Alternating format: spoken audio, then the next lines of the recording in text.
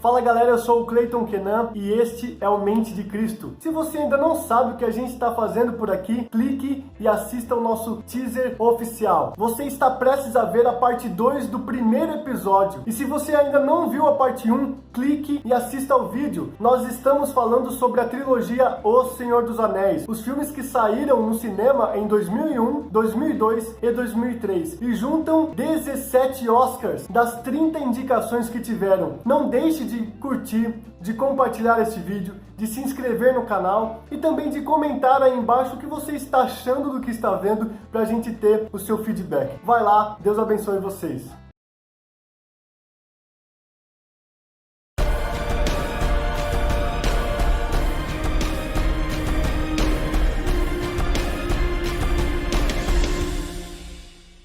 E vamos para mais um quadro, Retendo o que é Bom. Neste quadro, a intenção é a gente levantar temas que são facilmente percebidos na obra em questão. A gente está falando sobre a trilogia do Senhor dos Anéis e vamos discutir o que há de biblicidade, o que há de cosmovisão cristã em todos esses temas de hoje. E a primeira discussão que eu quero ouvir dos nossos comentaristas é sobre a mitologia de Tolkien. A gente vai falar um pouco sobre fantasia, sobre mitologia que traz à mente ficção e tudo mais. Por vezes pode ser um pouco polêmica na mente de alguns cristãos mesmo. Por vezes algumas pessoas querem se distanciar desse mundo fantástico e mitológico que temos aqui então Tolkien, que criou um mundo fantástico. Eu queria saber, por exemplo, do Wesley, o que você vê de bom e de proveitoso em todo este mundo, esta mitologia de Tolkien? A minha experiência, na verdade, com isso é muito parecido com a que de muitas pessoas também passaram. Na minha infância, minha mãe nunca gostou de que eu assistisse Pokémon, Digimon, tudo que termina com Mon,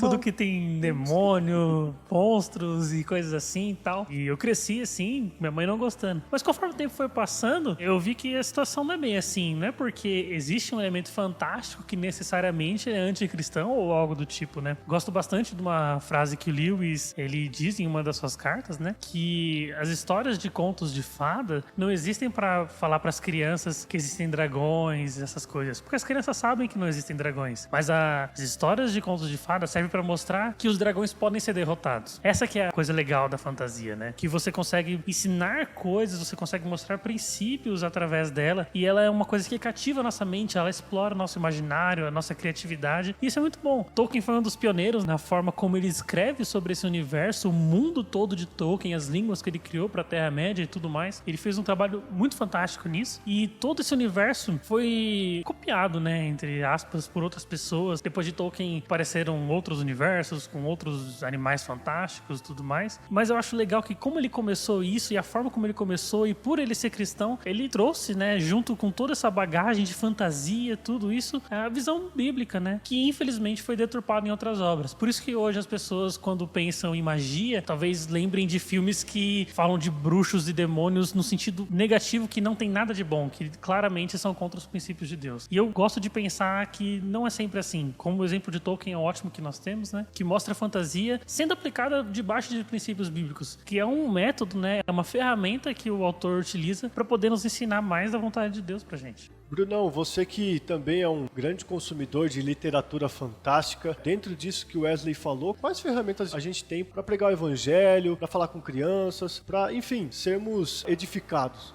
Eu creio, Cleiton, que a literatura, de uma forma geral, pode ser usada para ensinar a respeito do Evangelho. Mas eu sou um dos grandes motivadores à leitura de ficção, porque, como nosso irmão falou aqui, não é para ensinar sobre as fadas, mas para trazer uma verdade que é muito maior e que perfaz a ideia do autor. Então, nesse sentido, não só a obra do Tolkien, como também as obras do C.S. Lewis, como outros escritores, podem trazer elementos fantásticos, mas que, no final das contas, são representatividades dos seres humanos ou da presença de Deus ou de seres angelicais. Tem que ter sempre uma ligação com o real. Tem que ter sempre uma ligação com os nossos anseios como pessoa. E ela sempre fala sobre uma narrativa de redenção. Então, literatura fantástica e redenção estão sempre conectados. Alguém está sempre tendo que ser restaurado. Alguma ordem ou alguma estrutura natural tem que ser restaurada. E aí os caminhos que os autores vão escolher são diferentes. Por exemplo, o C.S.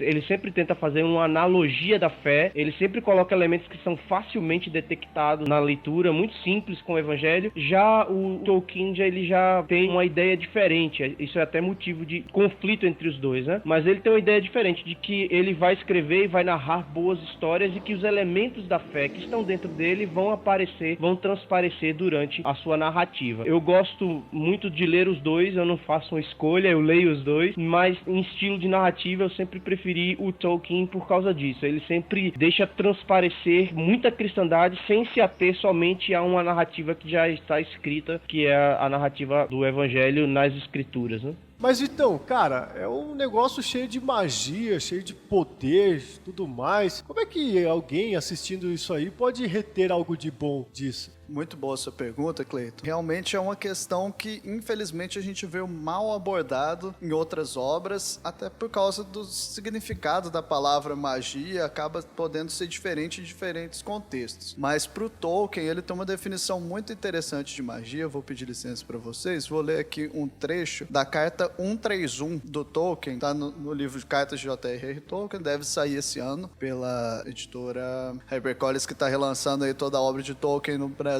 Então eles devem relançar, mas é um livro que já foi traduzido aqui. Eu vou ler esse trecho que acho que vai jogar um pouco mais de luz nesse contexto do que é mágica para o Tolkien. Ele fala assim: eu não usei a palavra mágica consistentemente, e realmente a rainha élfica Galadriel é obrigada a advertir os hobbits em seus usos confusos da palavra, tanto para os artifícios e operações do inimigo, quanto para os elfos. Eu não diferenciei as duas formas, porque não existe uma palavra para a segunda forma, uma vez que todas as histórias humanas sofrem a mesma confusão. Ou seja, ele está falando que existe de magia dos elfos, a gente não teria uma palavra específica para determinar, mas agora ele vai aqui falar sobre esse conceito. E ele fala, voltando a citar: mas os elfos estão lá em meus contos para demonstrar a diferença. Sua mágica é arte, que os livra de muitas das suas limitações humanas. Menos esforço, mais rápido, mais completo, produto de uma visão numa correspondência sem falhas. Seus objetivos são arte e não poder, subcriação e não dominação, e reforma tirânica da criação. Então, assim, é um conceito bastante complexo. Quem só viu os filmes pode não ter pego essa parte do Tolkien, que é bem filosófica, bem mais pesada, mas assim, só para já deixar mais claro esse conceito da magia na obra do Tolkien, é um conceito que ele entende como um conceito inato dos elfos, ou seja, um talento que eles já têm e que ele é exercido de uma forma tão acima das capacidades humanas que parece para nós magia. Então, do mesmo jeito que às vezes a gente vê o Messi jogando futebol e a bola gruda no pé dele de uma forma que não parece nem natural pra gente, então às vezes a gente tem esse pensamento de que não é uma coisa normal, e os elfos, o Tolkien enxerga eles como sendo seres muito acima dos humanos e que conseguem exercitar os seus talentos de uma forma muito melhor do que os humanos. Ele coloca esses elfos, quando eles exercem os seus talentos, e aquilo parece como magia. Mas assim, é um tema bastante complexo. Eu indicaria para quem quiser saber um pouco mais, ver um vídeo chamado A Magia na Terra-média, do canal Tolkien Talk, um vídeo de meia hora, mas bem interessante, que vai explicar melhor como funciona isso, e que não é o que a gente pensa quando a gente pensa em artes das trevas, em palavras mágicas. É um conceito bastante diferente, mas muito interessante. Então isso é só para você não deixar, como eu deixei por muito tempo na minha vida, a palavra mágica te afastar de uma obra que é realmente cristã. Muito bem, vamos pro próximo tema. Eu vou falar agora sobre a profecia do anel. Wesley, eu queria saber de você o que a gente pode pensar acerca desse tema. Afinal, toda a mitologia de Tolkien, toda a história ali do Senhor dos Anéis, como o nome da obra já diz, é em torno dos anéis ou de um anel. O que a gente pode falar sobre a profecia do anel? Nossa, esse é um tema, um assunto que eu gosto bastante, particularmente. E eu gosto de fazer, geralmente, um paralelo, né, sobre a profecia do anel com o Antigo Testamento, que seria mais ou menos da seguinte forma. No Antigo Testamento, a mensagem foi revelada de Deus para os profetas, para o seu povo. Eles tinham acesso a alguns escritos que ficaram guardados. Só que durante algum tempo, o período intertestamentário, nos passa a impressão de que nós não sabíamos mais o que estava acontecendo, ou talvez tinham se esquecido das leis de Deus, das profecias. Messias, e logo depois Cristo veio. Fazendo um paralelo também com a nossa realidade, que é 2000 anos atrás, Cristo veio, morreu por nós, e durante esses 2000 anos, parece que as pessoas aos poucos vão se esquecendo, parece que faz muito tempo, elas já não lembram direito o que acontece, acham que virou lenda, não acredito nem que se Jesus realmente veio, né?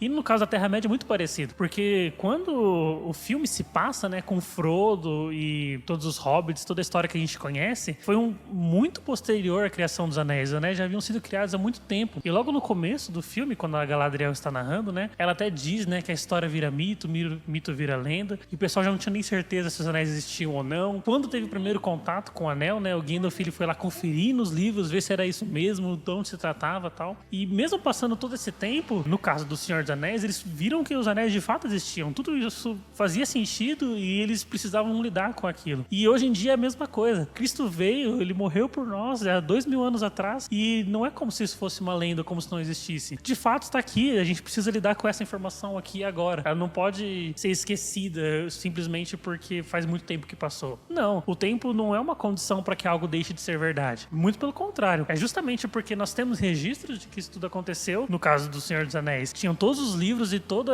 o conhecimento de várias pessoas que viveram naquela época, né, dos elfos e tal, e eles sabiam que isso tinha acontecido. E também nós devemos agir da mesma forma. Da mesma forma como eles sabiam, então, que o Anel existia e que ele continuou existindo e a profecia foi se cumprindo, nós também sabemos que da mesma forma como Cristo veio, ele virá novamente para nos buscar. Um outro tema bastante claro na trilogia O Senhor dos Anéis é a dualidade ou os dois lados, né, do bem e do mal. Queria saber de você, Vitor, você que já assistiu tantas vezes aí O Senhor dos Anéis, o que a gente pode falar um pouco sobre a existência do bem, a existência do mal nas obras de Tolkien? O que a gente pode reter de bom disso que ele demonstra em seus filmes? É um tema realmente bastante prevalente, acho que na literatura em geral, né, a luta do bem contra o mal, mas no Tolkien a gente vê uma abordagem bastante séria e bem conformante com a fé cristã, né? A gente vê aí ele colocando o bem como uma força que está acima do mal e não como forças equivalentes. Eu acho isso muito interessante. Se a gente for ver a obra toda dele, ele está sempre colocando que o mal é apenas uma deturpação daquilo que é bom. Acho que a gente pode falar isso mais a fundo quando a gente for falar de algum dos livros do Tolkien, principalmente do Silmarillion. O Senhor está acima do mal e não a ideia de dualismo, de duas forças equivalentes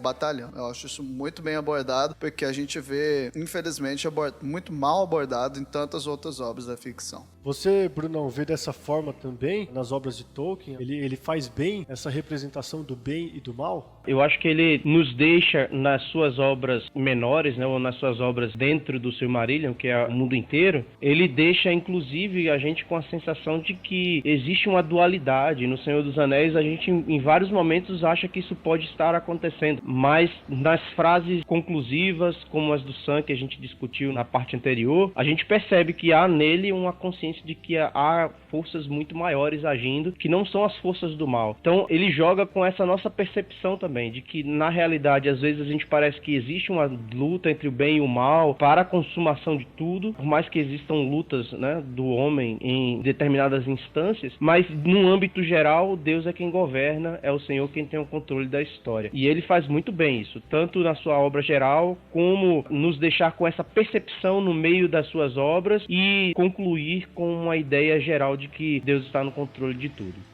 É verdade que bem e mal existem, ok? Tolkien revela isso muito bem. Só que também é verdade que o bem e o mal existem dentro de nós. E agora eu quero levantar um outro tema, que é sobre tentação. A gente vê isso muito claramente nos filmes. A gente vê, por exemplo, Frodo, Bilbo, Boromir sendo tentados e quase cedendo à tentação. Vitão, o que de bom a gente pode extrair desse tema na trilogia O Senhor dos Anéis? Então, esse tema ele tem muito a ver com o que já foi dito sobre a corrupção do homem. O filme, a obra toda, ela sempre mostra o coração do homem e dos outros seres, né, hobbits e até elfos, como sendo corações corrompidos e que tendem a buscar o mal. Então, nesse contexto que aparece a tentação. E a gente vê, em várias vezes, personagens importantes que vão cair nas tentações. Então, a gente vê Boromir, a gente vê o Frodo, a gente vê ver, em alguma instância, até a Galadriel, que seria um dos seres mais sábios da Terra-média naquela época, cedendo, pelo menos temporariamente, a tentação. Então, é um tema que a gente pode fazer, sim, um paralelo muito forte com a nossa vida cristã, de que o nosso coração ele é inclinado naturalmente para o mal, mas que nós temos que buscar em nós uma força maior, uma força que vem do exterior para nos capacitar a resistir à tentação e seguir em frente. Falando sobre essa questão do pecado e da nossa luta contra o pecado, das tentações, eu queria falar sobre 2 pontos cruciais, né? Quando o Isildur está diante da lava e quando o Frodo está diante da lava. A ideia de que um vai sucumbir aos seus desejos e ficar com o anel, e que o outro também vai sucumbir aos seus desejos e querer ficar com o anel, e o que faz com que as coisas aconteçam do jeito que é para acontecer e o mal acabar é uma força externa. E isso é uma grande demonstração do autor de que quando nós erramos, a culpa é nossa, e de que quando nós acertamos, o mérito vem de fora, né? Não é nosso. E isso é que é de grande valia, né? Eu acho que quando a gente coloca em paralelo a nossa vida, quando a gente coloca em paralelo a nossa luta contra o pecado, ela segue a mesma sequência. Quando nós pecamos, a culpa é nossa. Quando nós vencemos, nós temos que dar graças a Deus pela ação do Espírito Santo, uma força externa nas nossas vidas, nos impulsionando a um relacionamento com Ele de proximidade através da santidade. A gente pode ver quanta coisa boa a gente pode extrair, a gente pode reter de bom dessas obras da trilogia O Senhor dos Anéis. É bom a gente ver como ao assistir, ao consumir entretenimento com os olhos certos, com a cosmovisão correta, quanta de coisa boa a gente pode experimentar, pode vivenciar. Então tente extrair coisas boas com a cosmovisão correta, com certeza você vai ser edificado, vai ser abençoado. Foi mais uma vez um prazerzão estar com vocês. Continue nos acompanhando e até uma próxima.